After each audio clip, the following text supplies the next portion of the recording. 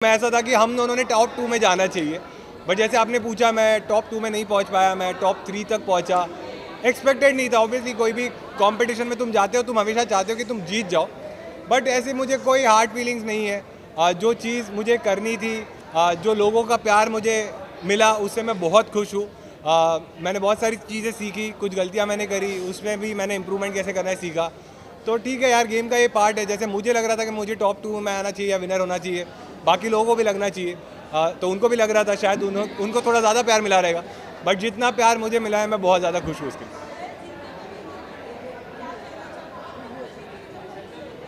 बहुत ज़्यादा खुशी थी जब गौरव भाई विनर बने। जैसे जब मैं बाहर हो गया तो फरहाना और गौरव भाई बचे थे, और गौरव भाई और मैं एकदम खास थे। तो मैं ऐसा था कि अगर मैं नहीं तो गौरव भाई नहीं जीतना चाहिए। तो मुझे बुरा लगा था जब मैं आउट हो गया, बट अगर गौरव भाई नहीं जीतते तो शायद मुझे ज़्यादा बुरा लगता कि हम दोनों भी नहीं जीत पाए। बट बहुत ज़्यादा खुशी है कि गौरव भाई जीत गए, और ऐसा लग रहा है कि मैं खुद भी जीत गया उनके साथ।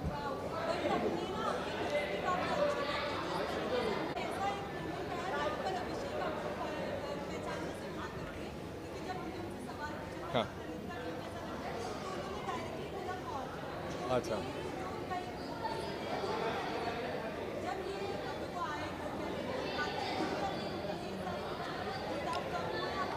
तो यार बातें मेरी उनसे, फ्रैंकली स्पीकिंग अभिषेक से मेरी बातें थोड़ी कम हुई आज। बट वही है, दोस्ती में तुम एक्सपेक्ट करते हो इसीलिए तुम्हें बुरा लगता है। मुझे लगता है कि एक दिन के लिए उसको अभी और बुरा लग रहा है क्योंकि आज उसने मुझे पहली बार मिला वो शो के बाद। बट मुझे लगता है मैं उससे बात कर लूँगा, मैं अपना साइड भी उसको एक्सप्लेन करूँगा तो मान जाएगा, क्योंकि दोस्ती में यही रहता है ना कि तुम जो भी है दोस्तों का हाथ नहीं छोड़ते। जो सिचुएशन मेरे साथ थी वो सिचुएशन ये नहीं थी कि मुझे किसको बाहर निकालना है, मेरे साथ सिचुएशन ये थी कि मुझे किसको बचाना है। तो वो टाइम पे मैंने अश्नूर को चूज़ किया, बट बजाज भी मेरे लिए बहुत इंपॉर्टेंट है और वो रहेगा भी। शायद आज वो मुझसे थोड़ा नाराज़ है, और आज उसने आपको ये चीज़ बोली है, बट ठीक है, दोस्तों पे ही तुम नाराज़ हो सकते हो। जो लोग मेरे लिए मैटर नहीं करते उनके बारे में शायद मैं भी नहीं बोलूँगा, वो भी नहीं बोलेगा। बट दोस्ती है इसीलिए ये चीज़ है। तो मेरे ख्याल से वो मान जाएगा। हाँ।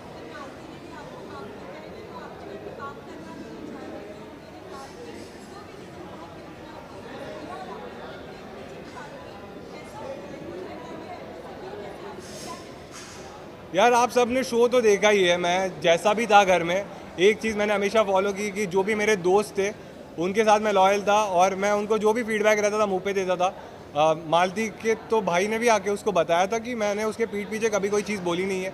अगर कोई चीज़ लगती थी मैं उसको मुंह पे बोलता था।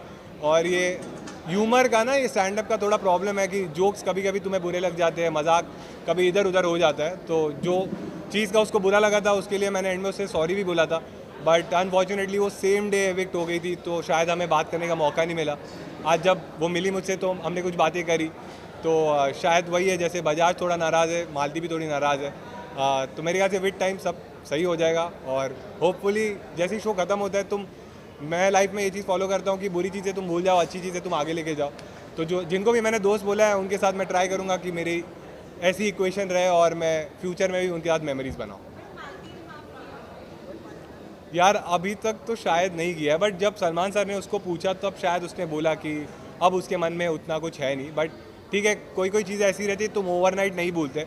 और दोस्ती में क्या है, जब जैसे आप लोग के भी दोस्त रहेंगे, लेकिन हर चीज़ आपकी ना टीवी पे नहीं आती, तो तुम उतना उसको भूल जाते हो, लेट गो करते हो। यहाँ पे क्या है, हर चीज़ ना टीवी पे आ जाती है तो तुम्हें ये भी लगता है कि ये चीज़ इसने मुझे 100 करोड़ लोगों के सामने बोल दी, तो तुम्हें ज़्यादा बुरा लगता है।